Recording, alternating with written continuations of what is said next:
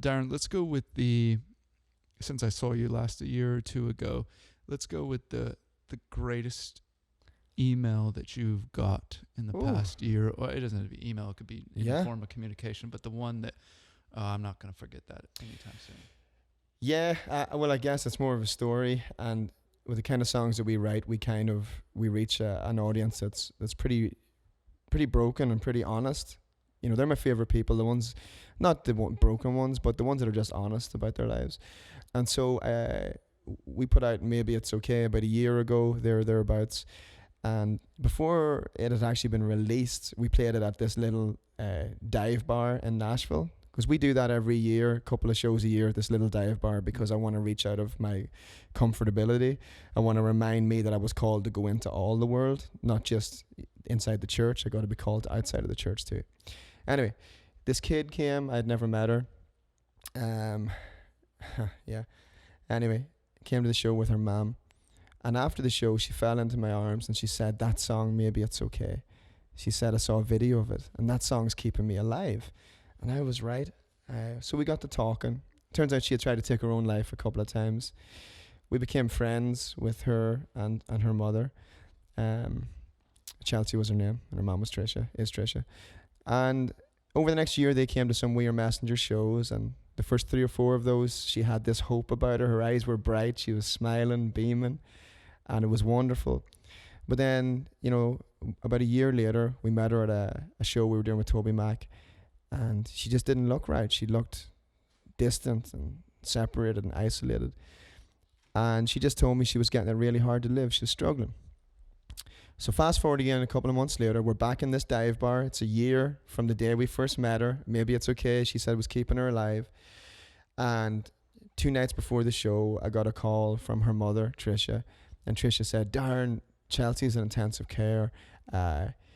It's not good. And she was crying. And so anyway, in my naivety, I was like, that's fine. Listen, God's got this. She's going to be all right. We're praying. It's going to be good. And I expected her to be front row in that dive bar 2 days later. That's my naivety. I believe all things are possible. Night before the show, Trisha called and just sobbed. Those kind of sobbing tears that you can't imagine hearing, kind of shrieking. And all she could say through her tears was she said, she's gone. She's gone. And so Chelsea took her own life, right? Because her mental illness got the better of her. She lost hope. And she had a physiological disease called severe depression. And it got the better of her. And she's gone.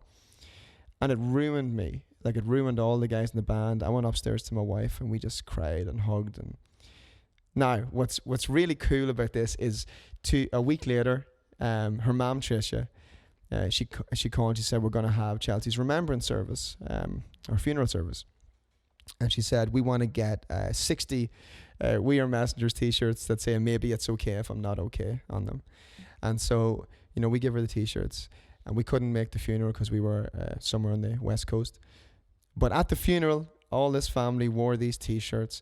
And for the last 6-7 months, all they have done is raise awareness around mental health issues, around anxiety and depression.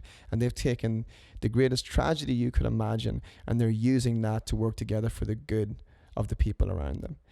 And so you talk about emails or stories, Jerry, you know us. All we see is so much tragedy and so much disappointment, but we've also seen so much beauty in communities coming together, in people finding hope where you think it doesn't exist. See, that's the beauty of the gospel, that hope exists where you think it shouldn't. Like, hope is hanging out in the dirt and in the clay. Hope is hanging out in brothels. Hope is hanging out on the streets where the homeless are maybe injecting themselves. Hope is hanging out in marriages that are broken. Hope is hanging out with parents that are struggling with kids who are struggling with issues around sexuality and issues around addiction and issues around bullying. Hope is all over the place, and his name is Jesus, JR. His name is Jesus. And this is what we sing about, why we sing about it. And we're ready to go, dude. You know me. For a while there, I was hurting, bro. But we're taking this thing to the streets. That's why we do it. That's what we're doing, you know.